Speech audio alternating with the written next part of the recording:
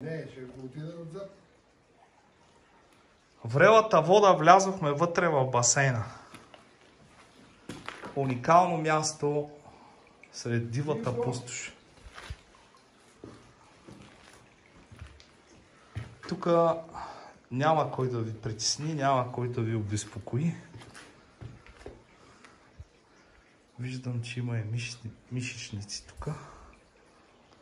Или каквото и да е. А това е било стая зона за релакс.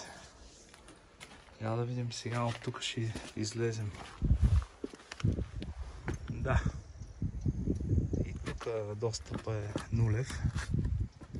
Сега ще ви покажа самия извор. Така. Чакай малко. Там да ти покажа извора. Ето го извора. Виждаш ли? Зад тебе.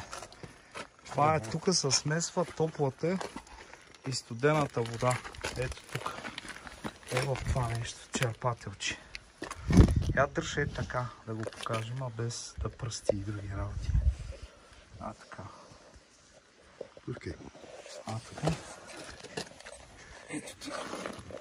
Ето тук се смесва водата.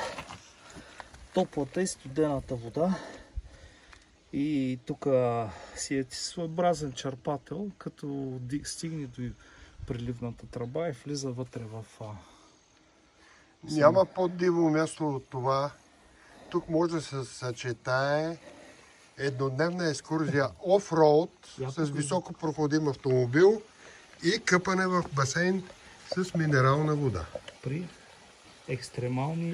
екстремални условия. 14 км офроуд. Защото пътищата са такива. Кола не може да мине. Обикновена. Потапяме се в извора.